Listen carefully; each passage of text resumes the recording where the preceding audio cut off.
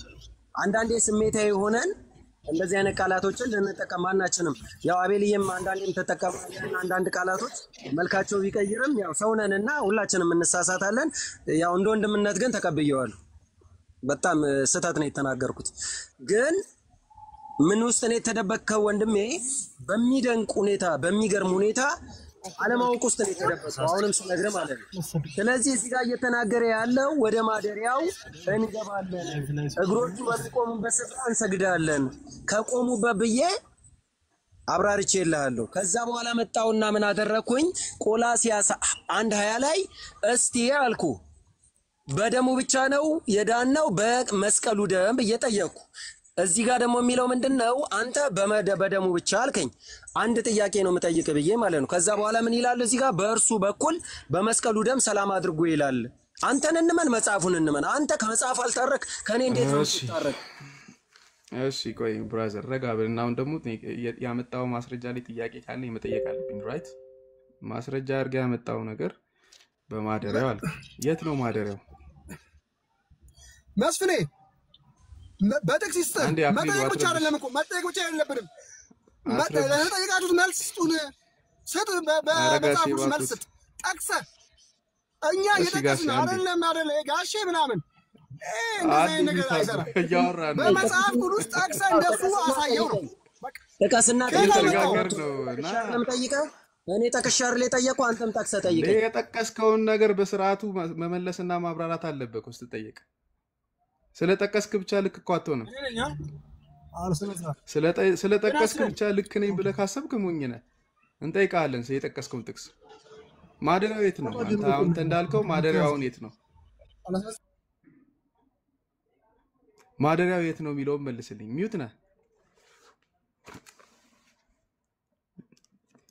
ሚውት ነህ መስፍን ያወራኩ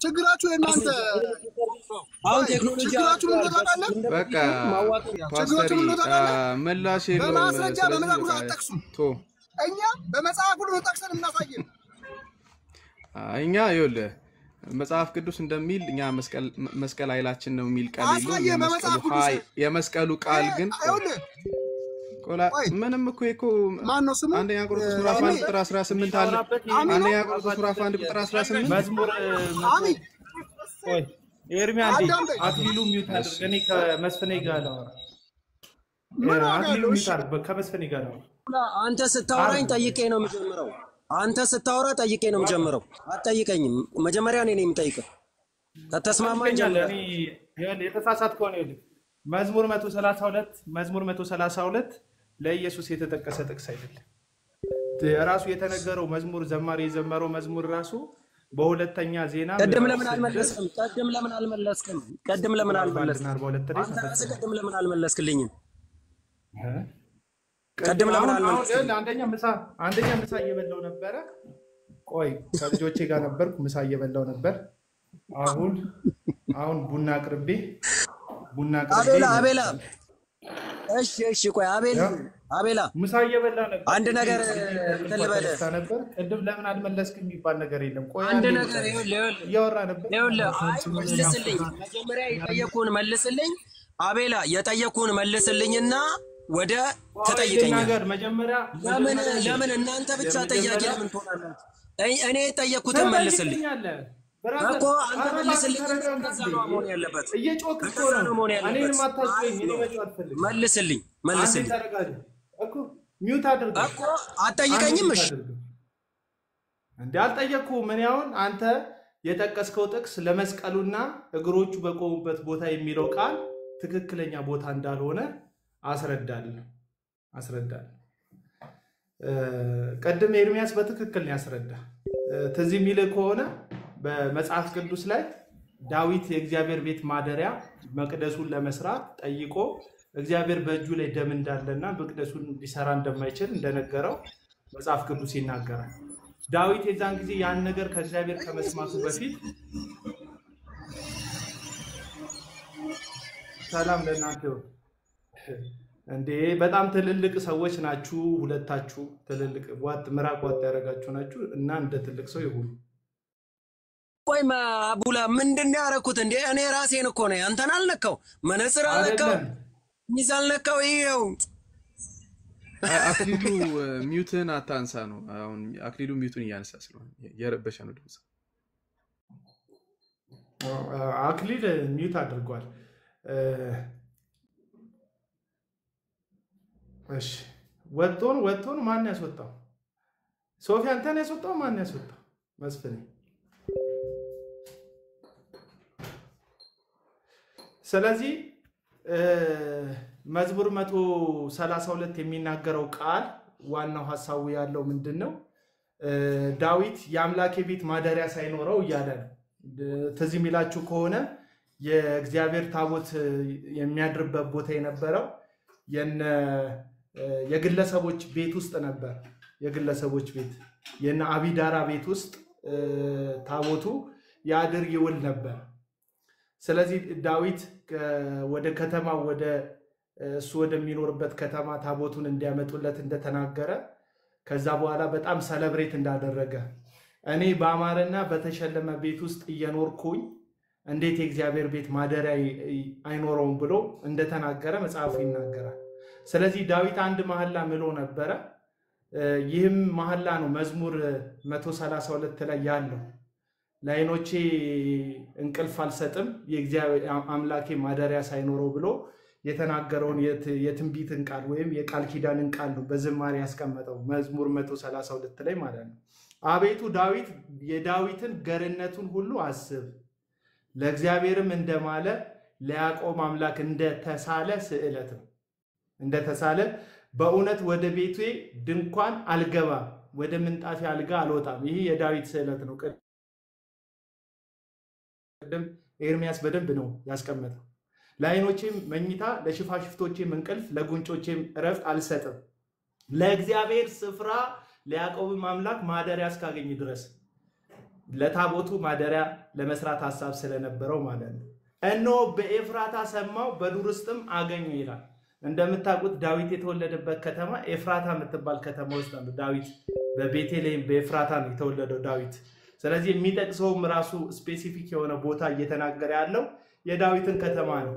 ወደ ማደሪያዎቹ እንገባለን፣ እግሮቹ የሚቆሙበትን ስፍራ እንሰግዳለን። አቤቱ ወደ እረፍት ተነስ፣ አንተ የመቅደስ ታቦት ይላል።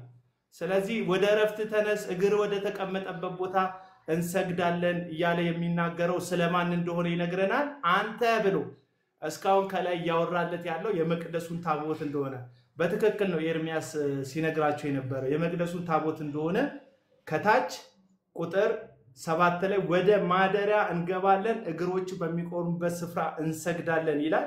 ለማን ነው የምትሰግዱት ሲባል ቀጥሎ እንደዚህ ይላል፣ አቤቱ ወደ እረፍት ተነስ አንተ የመቅደስ ታቦት ይላል። ስለዚህ የሚሰግዱት ኢየሱስ ለቆመበት በእግሮቹ ለቆመበት ቦታ ሳይሆን እንሰግዳለን እያሉ ያሉት በዚህ ምዕራፍ ላይ ለታቦቱ እንደሆነ በግልጽ የተጻፈ ነው። ስለዚህ አሁን መስቀሉን አንስተን ስናበቃ ለመስቀል የምንሰግደው በመዝሙር 132 ላይ በተጻፈው ቃል መሰረት ነው የሚለው ነገር ዜሮ የሚገባ ከመጽሐፍ ቅዱስም ሐሳብ ጋር የማይሄድ ነው። የትንቢቱን ፍጻሜ ደግሞ ከፈለጋችሁ ይህንን ትንቢት ፍጻሜ ያገኘው በሁለተኛ ዜና ምዕራፍ 6 ቁጥር 41 እና 42 ላይ ነው። እሱንም ማንበብ እንችላለን። እንደዚህ የሚል ሐሳብ ይናገራል።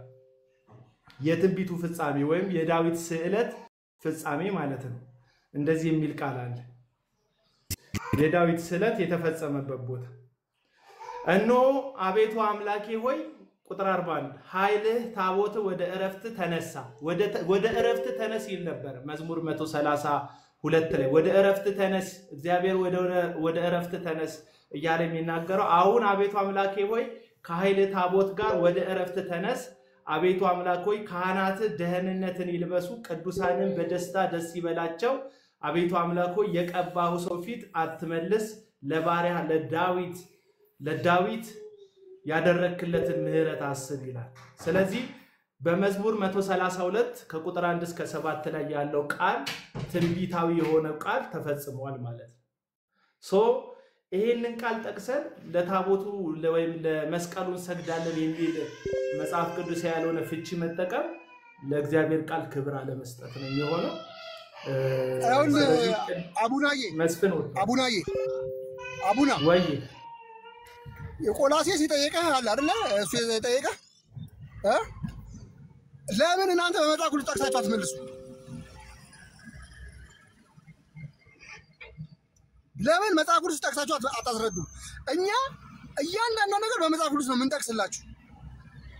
ጠየቀ የሰማሁት እኮ ነበርና ቅዱስ እኮ ጠቀስኩልህ አክሊሉ መስማት ካልፈለክ እንጂ እኔ ገላትያ ምዕራፍ 3 ቁጥር 13 አንተ ስለታቦት እኛ ስለ መስቀል እናወራለን። ኦይ ይኸውልህ ገላትያ ምዕራፍ 3 ቁጥር 13 አይገናኝም። ጠቀስኩልህ እንዴ ስለ መስቀሉ ነው የሚያወራው። ሌላው አንደኛ ቆሮንቶስ ምዕራፍ 1 ቁጥር 18 ከአንድ ጀምሮ አንብበው። ቁጥር ከአንድ ጀምሮ እያልክ እኔ አከብርሃለሁ፣ እወድሃለሁ ከገላትያ አንድ ጀምሮ ስታነበው መልሱ ይሰጣል። ማን ነው አዚም ያደረገባችሁ ይላል። አየው እሺ ለእውነት እንዳትታዘዙ ማን አዚም ያደረገባችሁ ይላል። ከአንድ ጀምሮ እሺ እንደዛ ስላለ ለራሳችሁ የሚመቻችሁን ጥቅስ ቆርጣችሁ ነው ሐሳብ እናንተ ለመቃወም ነው የጠቀስከው። የራሳችሁ ቁጥር ምንድነው ሐሳቡ? ቁጥር 1 ኢየሱስ ክርስቶስ እንደተሰቀለ ሆኖ በዓይናችሁ ፊት ተሰውላችሁ ነበረ። ለእውነት እንዳትታዘዙ ማን አዚም አደረገባችሁ ይላል። አዚም ማን አደረገባችሁ? እናንተ ችግር የለብኝም። አሁን ከዚህ ጥቅስ ጋር እናንተ ላይ ማን አዚም አደረገባችሁ? ምን እያልክ ማን አዚም አደረገባችሁ? እናንተ ለእውነት እንዳትታዘዙ ስማ፣ ለእውነት እንዳትታዘዙ ማን አዚም አደረገባችሁ የሚለው ለገላትያን ሰዎች የተጻፈው ቃል ሐሳቡ የሚናገረው ከኢየሱስ ክርስቶስ የመስቀል ስራ ወይም ከክርስቶስ አዳኝነት ሌላ ተጨማሪ ግርዘትን ስለጨመሩ ነው። ይሄ ምን ያገናኛል ከኛ? እናንተ ናችሁ መስቀል ብትጨምሩት፣ እናንተ ናችሁ የሆነ ነገር ኢየሱስ ላይ ብትጨምሩት። እኛ ኢየሱስን ራሱን ክርስቶስን ያደረገውን ድንቁን ተአምራቱን ተቀብለን ያለን ሰዎች አንተ ራስህ ጨምረህ ስታበቃ መስቀል ጨምረህ ሌላ ነገር ጨምረህ ስታበቃ እኔን ማን ነው አዚም ያደረገብህ ለማለት ቦታውም አይደለም፣ ለአንተ አይደለም ቦታው ለኔ ነው ና። እሺ ቸርቹ ላይ ለምን ታደርጋላችሁ? ካላስፈለገ ቸርቹ ላይ ለምን ታደርጋለህ? አያስፈልግም ማን አለ? እንደ ምልክት እንጠቀምበታለን፣ አንሰግድለትም። መስቀል ቸርቹ ላይ ወይም እናንተ ቸርች ላይ ኃይላችንኛ የመስቀል ታደርጉታላችሁ። ለምን አስፈለጋችሁ? ብራዘር ኃይላችን የመስቀሉ ቃል ነው ያለ። እኛ መስቀሉ አይደለም ኃይላችን። ይኸውልህ እኛ ይኸውልህ የክርስቶስ ጨርቁ ራሱ ይፈውስ ነበረ። ኖ የክርስቶስ ጨርቅ አይደለም የሚፈውሰው፣ ኢየሱስ የሚፈውሰው ብራዘር፣ ጨርቅ አይደለም የሚፈውሰው። ይኸውልህ አየህ ስህተትህ እዚህ ጋር ነው የሚጀምረው። አይልም ይያ ተፈውሳ ይኸውልህ አክሊል ስማ፣ በመስቀሉ ጨርቆ ከመንገድ አስወጣ አይልም። ይኸውልህ አንተ የምትሰማ ሰው አይደለም፣ መጀመሪያ ላይ የምትሰማ ሰው አይደለም። ስለዚህ እኔም ጮክ ብዬ ላወራ ነው። አንዴ ስማ፣ ዝም ብሎ ከቦታ ከጥቅስ መዝለል አይደለም እውቀት። ይሄንን ቃል አድምተህ ስማ። መጽሐፍ ቅዱሱ አንዴ ሚውት አድርገው፣ ይኸውልህ ሚውት አድርገው አንዴ። ዝም ብለህ ነው እየጠቀስክ ያለው። መጽሐፍ ቅዱሱ ጨርቄ ፈወሳችሁ አላለም። የኢየሱስን ትርጉም ነው እኛ የምንጠቀመው፣ ያንተን ትርጉም አለ። ይህቺ ሴት ጨርቁን ነክታ ተፈውሳለች፣ መጽሐፍ ቅዱስ ይናገራል። ቀጥሎ መታ ተንቀጥቅጣ ማን የፈወሰኝ ሲል ፈራ ተባ እያለች ተንቀጥቅጣ መታ ፊት ለፊቱ ስትቀርብ እንደዚህ አላት ኢየሱስ፣ ልጄ ሆይ እምነትሽ አድኖሻል አላት። ጨርቅ ያዳንሻል አላትም። ኢየሱስ እምነትሽ አድኖሻል እያለ አንተ ጨርቁን ያዳናት ለምንድን ነው የምትለው? እኛ አንተን እንመን ኢየሱስን እንመን። አቤል አንዴ እስቲ እዚህ ሚስ አንደርስታንድ ስላለ እኛም ደግሞ እምነታችን በመስቀሉን ብነካው እንድናለን። የተቀደሰውን ነገር መንካት ይቀደሳል ስለሆንኩኝ ችግር የለም። አክሊሉ ሰላም ለኪ የቤተክርስቲያናችሁ አስተማሪ ስለሆነ መምህር ስለሆነ ከሱ ጋር ብንወያይ ይሻላል፣ ለተሻለ ለተረጋጋ ውይይት። ችግር የለም። መምህርም አይደለም ወንድም ብላችሁ ጥሩኝ፣ ችግር የለውም። እኛ ኦርቶዶክሳውያን እዚህ ላይ ግልጽ እንዲሆን ማለት እኛ ኦርቶዶክስ መስቀል ኃይላችን ነው ስንል፣ በጸበል እንድናለን ስንል፣ ቤተክርስቲያንም ተሳልመን እንድናለን ስንል እንዲያ ቤተክርስቲያን መስቀሉ ጸበሉ ከእግዚአብሔር ተለይቶ አይደለም፣ ከክርስቶስ ተለይቶ አይደለም። የእግዚአብሔር ማደሪያ ስለሆኑ እግዚአብሔር በዛ አድሮ ድንቅ ስራውን ይሰራልናል፣ እግዚአብሔር ያድናል ብለን ነው የምናምነው።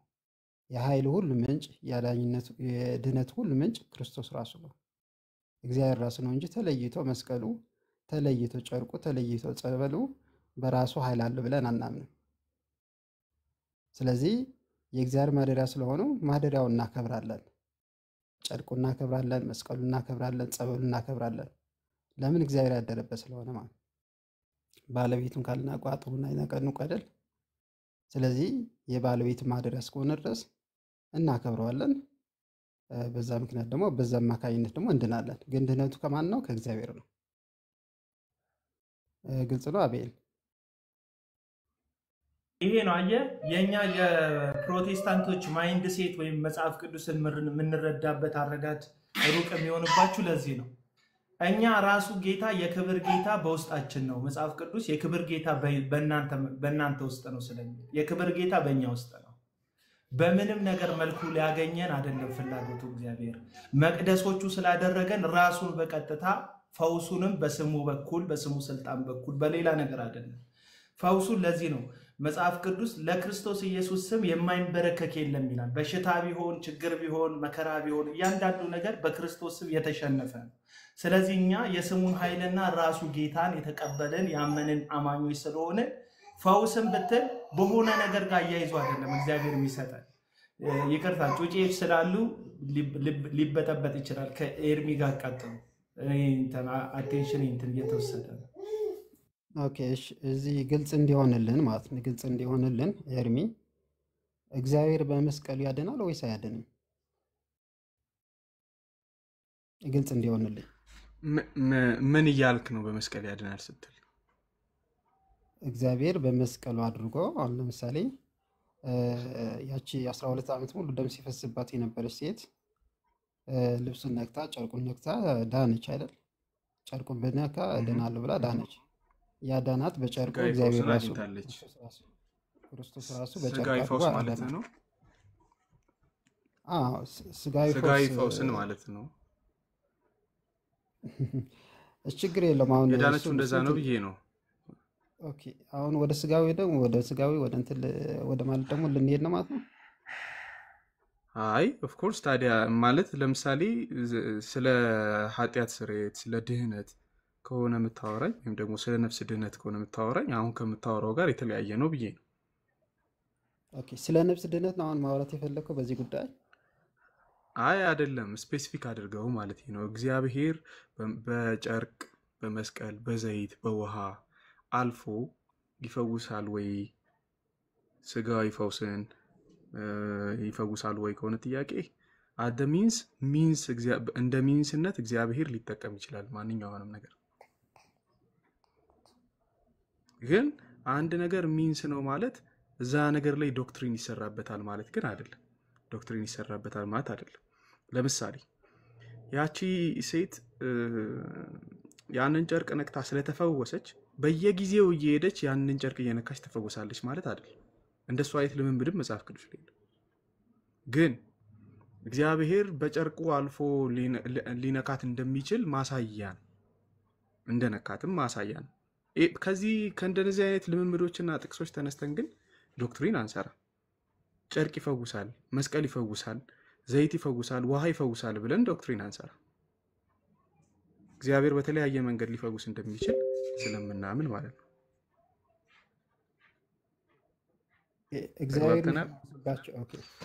እግዚአብሔር የሚፈውስባቸው መንገዶች ማለት ነው። እግዚአብሔር ባደረባቸው ነገሮች ነው አይደለም እግዚአብሔር ፈውስ የሚሰጠው። የእግዚአብሔር ማደሪያ ባልሆነ ነገር እግዚአብሔር ፈውስ አይሰጥም። ለምሳሌ አሁን በዚህ ሰዓት በክርስቶስ ያመኑ ሰዎች ሁሉ የእግዚአብሔር ማደሪያ ናቸው። አሁን ለምሳሌ የትኛውን አላልኩም ኤርሚ፣ ምሳሌ አሁን ሳይሆን እንትን ያደረኩት ያደረበት ምን ማለት ነው? ለምሳሌ የእግዚአብሔር መገለጫ የሆኑ ሁሉ እግዚአብሔር የሚገልጡ የእግዚአብሔር መገለጫ የሆኑ ሁሉ የእግዚአብሔር ማደሪያ ናቸው። ኃጢአት የማይደረግባቸው የእግዚአብሔር መገለጫ ማለት አሁን ለምሳሌ መስቀሉ የእግዚአብሔር መገለጫ የክርስቶስ መገለጫ ነው። መገለጫ ስለ መስቀሉን ስትመለከት ክርስቶስ ተሰቅሎ ዓለም እንዳዳነ ታስባል። ያንን ይገልጻል፣ ያንን ያመለክታል መስቀሉ ማለት ነው አይደል? ስለዚህ የክርስቶስ መስበኪያ መንገድ ነው። ክርስቶስ የሚሰበክበት መንገድ ስለሆነ እግዚአብሔር በዛ ያድራል አይደል? ያድራል ማለት ምን ማለት ነው? እግዚአብሔር መስቀል እንጨት ውስጥ ይኖራል እያልከኝ ነው? እግዚአብሔር ያድራል ያድርበታል ምን ማለት ማለት ነው? ቆይሽ፣ እግዚአብሔር ያድርበታል ማለት እግዚአብሔር እኮ የሌለበት ስፍራ የለም። እግዚአብሔር የሌለበት ስፍራ የለም። ሲኦል ውስጥም ሳይቀር እግዚአብሔር አለ። የሌለበት የለም። ሙሉ ነው በሁሉ። የሌለበት ቦታ የለም። እንደ ቋንቋ ልትረዳ እኮ ያድራል ማለት እግዚአብሔር ያድርበታል ማለት እግዚአብሔር በዛ ድሮ ድንቅ ስራውን ይገልጻል። ምክንያቱም ክርስቶስ የሚሰበክበት መንገድ ስለሆነ በዛ እግዚአብሔር ስለከበረበት ያን ነገር ድንቅ ስራ ይሰራል ነው። ያን ነገር ስለ ደግሞ ለይቼ አይደለም ከእግዚአብሔር በዛ ድሮ ድንቅ ስራውን ይሰራል ነው። ምክንያቱም እግዚአብሔር የሚሰበክበት መንገድ ስለሆነ ነሰሰርሊ ሊሰራ ይችላል እግዚአብሔር በተለያየ ሚንሶች የሚለው እናምንበታለን፣ እንቀበላለን። ግን ያ ማለት ሁሉ ጊዜ እግዚአብሔር በዛ ውስጥ ነው የሚኖረው ወይም ደግሞ በዛ ውስጥ ነው የሚያገኘን የሚል ግን ትርጉም አይሰጥም። እንደሱ ማሰብም ትክክል አይደለም፣ መጽሐፍ ቅዱሳዊም አይደለም። እግዚአብሔር በመንፈስ ቅዱስ በእኛ ውስጥ አለ፣ በእኛ ውስጥ አድሯል። ክርስቶስ በእኛ ውስጥ አድሯል በመንፈስ ቅዱስ።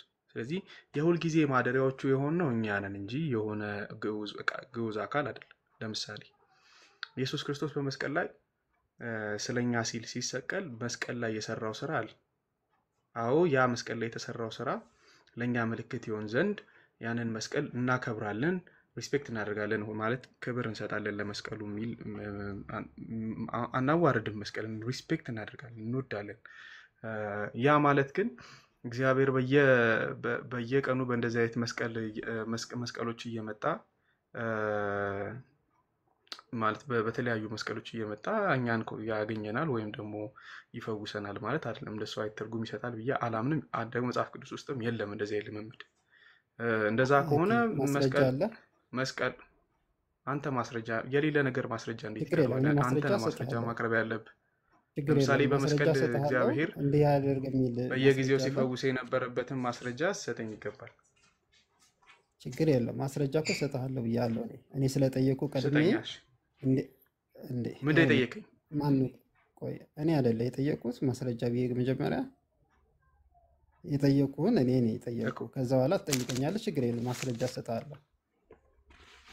እሺ ምንድን ነው የፈለግከው? ስለዚህ ማስረጃ ለምሳሌ ማስረጃ ያልኩ ነገር እንዲያው በመስቀል አድሮ ሁሉ ጊዜ አይፈውሰንም፣ ሊፈውሰንም አይችልም። እኛንም ብቻ የእግዚአብሔር ማደሪያ ሰዎች ብቻ ናቸው እንጂ እርሱ የሚሰበክበት እግዚአብሔር የሚሰበክበት ነገሮች ላይ የሁሉ ጊዜ ማደሪያ እንደሆነ መረጋገጫ የለም የሚል ማስረጃ የሚል ማስረጃ። አዎ ያንን ይደግፈኛል የምትለው ነገር ካለ አምጣ። ያ ኦፍ ኮርስ መጽሐፍ ቅዱስ በግልጽ እንደሚነገር በአንደኛ ቆሮንቶስ ምዕራፍ 6 ላይ እናንተ የክርስቶስ የመንፈስ ቅዱስ ማደሪያዎች ናችሁ ብሎ መጽሐፍ ቅዱስ ይናገራል። እዚህ እንደውም ካልክ ይሄንን ስጋ ሄደን ከጋለሙታ ጋር እናሰድረው ይሄ እግዚአብሔር ብልት አይደለምን? እናንተ ውስጥ የሚኖር መንፈስ ቅዱስ አለ ብሎ ይነግረናል መጽሐፍ ቅዱስ። በዚህ መልክ በአዲስ ኪዳን መንፈስ ቅዱስ በሰዎች ውስጥ እንዳደረ አይ ቲንክ በዩኤልም ላይ በትንቢተ ዩኤል ምዕራፍ 2 አይ ቲንክ እንደተነገረው በሰዎች ላይ እንዴት ያደርጋል? በመጨረሻው ዘመን ቆይ አልሰማኝም። ጥያቄ ወይም ግልጽ አድርገህ እንትን ግለጥልኝ፣ በትክክል አስረዳኝ በለ ጥያቄ። ምክንያቱም እያገኘው አይደለም የኔ ጥያቄ በሰዎች ላይ አያድርም አይደለም፣ በቅዱሳን ላይ አያድርም አይደለም የኔ ጥያቄ። እሱ አይደለም ዋናው ጥያቄ። በሌላ ነገር ላይ ያድራል ወይ ነው ጥያቄ። የኔ ጥያቄ በሰዎች ላይ ያድራል ወይ አይደለም የኔ ጥያቄ። እየጠየኩ ያለሁት እግዚአብሔር በሚሰበክ መስበኪያ መንገድ በሆነ በመስቀል ወይም በሌሎቹ ነገሮች እንዲያው ሁሉ ጊዜ አያድርም የሚል ነገር ካለ አምጣልኝ። ምክንያቱም እኛ ብቻ ነን የሁሉ ጊዜ ማድሪያው ስላልከኝ ማለት ነው። አሁን እኮ እያልኩ ያለሁት ምንድነው መሰለህ፣ አሁን ይሄንን ያቀረብኩልህ የሁሉ ጊዜ እኛ ማደሪያዎች መሆናችንን ፕሩፍ ለማድረግ ነው። ግን እንደዚህ ያለ ቆይ እሺ እንዲህ ያለ ማስረጃ ለሌለ ወይ ደግሞ መጽሐፍ ቅዱስ ውስጥ ለሌለ ነገር ማስረጃ አይቀርብም። አለ ስትል ነው ማስረጃ የምታቀርበው። ከሌለማ የለም እንዴት ማስረጃ አቀርብልሃለሁ? የሌለን ነገር ማስረጃ ለምሳሌ ሰይጣን ቆይ ሰላም ልክ this is fallacy አሁን አንተ የምታወራው ነገር ፋላሲ ነው። ለምሳሌ ፋላሲ የሚሆነው ለምሳሌ መጽሐፍ ቅዱስ ላይ ሰይጣን አምላክ ነው የሚል የለም። ሰይጣን አምላክ ነው የሚል የለም የሚል ማስረጃ አንጣልኝ ብልህ ማለት ነው። የለም ነው መልስ አይደል? ይሄ ማስረጃ የሚጠይቅ ጉዳይ ከሌለ የለም ነው ማስረጃ የሚጠይቅ ጉዳይ አይደል? አለ ካልክ ነው ማስረጃ ማምጣት ያለብህ። እንደዚህ አይነት ፋላሲ ይዘህ መምጣት አትችልም ነው። ትክክል አይደለም ነው ጥያቄው ራሱ። ስለዚህ አንተ መጽሐፍ ቅዱስ ውስጥ እግዚአብሔር በመስቀል ሁሉ ጊዜ ያድራል የሚል ዶክትሪን ከሰራህ ለዛ ዶክትሪን ማስረጃ ማቅረብ ያንተ ድርሻ ነው፣ የኔ አይደለም። እሺ ዝሮ ያመጣው ምሳሌ የሚሄድ አይደለም ከዚህ ጋር ሆነ ለመናገር ሰይጣን አምላክ እንዳልሆነ የወደቀ እንደሆነ ተጽፏል። በቂ እንትን ማስረጃ ስላለው ማለት ነው። ምክንያቱም እኔ አሁን ብዙ ጊዜ ፕሮቴስታንት ጋር የማየው የሆነ ብዙ እምነታችሁ ያለ ማስረጃ ጀስት ካልተጻፈ እንዲህ ሊሆን ይችላል ብላችሁ የራሳችሁን ሐሳብ ታስቀምጣላችሁ ማለት ነው። ካልተጻፈ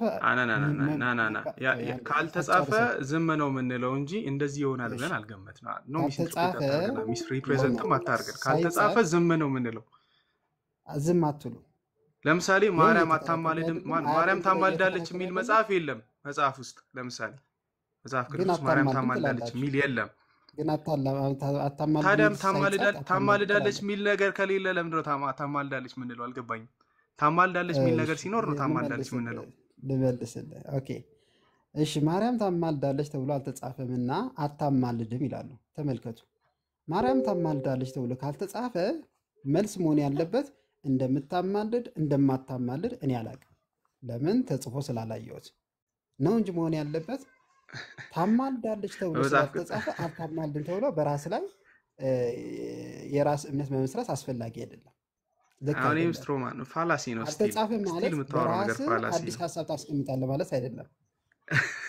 መሆን ያለበት ይሄ ከወጣም ነው የምነግርህ። ሰላም ለኪ ይኸውልህ ፋላሲ ነው። ለምን መሰለህ? ስቲል አሁን በቃ ቅድም የሰጠው ማስረጃ ቅድም ለሰጠው ነገር ማስረጃ ለምሳሌ ማርያም አታማልድም ስል ኢየሱስ ክርስቶስ ቆይ አዳምጠኝ። ማርያም አታማልድም ስል ኢየሱስ ክርስቶስ ያማልዳል የሚል ግን አለኝ። ስለዚህ አማላጅ ኢየሱስ እንደሆነ እነግርሃለሁ። መጽሐፍ ቅዱስ ውስጥ የሚያማልደው ስለተጻፈ። ስለዚህ የሚያማልደው ማን ነው ስትለኝ የሚያማልደውን እነግርሃለሁ እንጂ የማያማልደውን አማላጅ ነው ብዬ አልነግርህም። ሶ ኢት ሚን ምን ማለት ነው መሰለህ? እሱ ሌላ ጉዳይ ነው። በሎጂክ ራሱ ብትሄድ አይ ኖ እሱ ሌላ ቶፒክ ነው። ቶፒኩን ለማንሳት ሳይሆን ለምሳሌ ነው እየነገርኩህ ያለው። በዛም ቢሆን ላወራ እችላለሁ፣ ግን ቶፒኩ እንዳይነሳ እንደሱ አሁን ለምን ሌላ እንትን ውስጥ እየሄድኩ እኮ አይደለም፣ ምሳሌ እየሰጠው ሌላ ቶፒክ እንዳይነሳ እኔ እንደ ሐሳቡ ነው። ለምሳሌ እኮ ምሳሌ ስሰጥህ ግን እንደ ምሳሌ ወሰዳ። እሺ ታማልዳለች ተብሎ ካልተጻፈ አታማልድም ተብሎ መከራከር አያስፈልግም። አላቅም ብለህ ለምን መልሰዋል? ምክንያቱም እምነት የሚመሰረተው ባልተጻፈ ነገር ሳይሆን አልተጻፈ ማለት የራስን ውሳኔ ትወስናለህ ማለት አይደለም። መጽሐፍ ቅዱስ ላይ ያልተጻፈ ነገር አገኘ ማለት የራስን ውሳኔ ትወስናለህ። በራስ ወስነህ እምነት በዛ ላይ ትመሰርታለህ ማለት አይደለም። መሆን የለበትም እንደዚህ። ካልተጻፈ አልተጻፈም አላቅም እንጂ ውሳኔ እየሰጠ ስለዚህ ብዙ ያልተጻፈ ነገር አለ። ለምሳሌ ስለ ብዙ ነገር ለምሳሌ ስለ ብዙ ነገር ያልተጻፈ ነገር አለ። ልጠይቅህ እችላለሁ። አሁን ልጠይቅህ እችላለሁ። ለምሳሌ ሰዎች ማለት ምሳሌ አድርገን ብንወስድ ብዙ ለምሳሌ እንትና እንደዚህ ነው የሆነ ነገር አይደለምም ተብሎ የሆነ ነገር ነውም ተብሎ ላይጻፍ ይችላል መጽሐፍ ቅዱስ ውስጥ አይደል? ምንድነው የምትሰራው? በመጽሐፍ ቅዱስ ተነስተህ መጽሐፍ ቅዱስ ላይ ካገኘኸው ነገር ትነሳና መጽሐፍ ቅዱስ ካለ ለምሳሌ ኢየሱስ ያማልዳል የሚል ነገር ካለ ኢየሱስ ክርስቶስ አማላጅ መሆኑን እናገራለሁ። ያ ማለት ነሰሰርሊ ሌላ አማላጅ ካልተጻፈ በአጭር ቃል ሌላ አማላጅ ካልተጻፈ በመጽሐፍ ቅዱስ ሌላ አማላጅ የለም ማለት ነው። በመጽሐፍ ቅዱስ ውስጥ ሌላ አማላጅ የለም ማለት ነው፣ በዚህ ሴንስ ማለት ነው። ስለዚህ እንደ ምሳሌ አሁን ለምሳሌ እግዚአብሔር አምላክ ነው እግዚአብሔር አምላክ ነው ተብሎ ተጽፏል። ሌላ አማልክት የለም ተብሎ ካልተጻፈ ባንተ አነጋገር ማለት ነው ሌላ አማልክት የለም ተብሎ ካልተጻፈ ሊኖር ይችላል ወይም ላይኖርም ይችላል ብለህ መውሰድ አለብህ ያልከኝ። እንደዚህ ደግሞ ሊሆን አይችልም። እንደዚህ አላልኩም። እርግጠኛ አይደለሁም ልል አልችልም። በራስህ አጣጣም ምሳሌ ነው የወሰድኩት የራስህ ምሳሌ አይደለም። ከኔ ጋር አይደለም። በደንብ ነው የሚሄደው። መልስ እስኪ። እንዴት ብትለኝ እግዚአብሔር ከሁሉም በላይ አምላክ እንደሆነ ተጽፏል። ሌሎች አማልክት ደግሞ ከእግዚአብሔር ውጭ የሆኑ አማልክት ደግሞ አማልክትም ተብሎ ሊጠሩ ይችላል፣ ግን የወደቁ ምንም ትርጉም የሌላቸው አይን አላቸው የማያዩ ጆሮ አላቸው የማይሰሙ ጣዖታት ናቸው።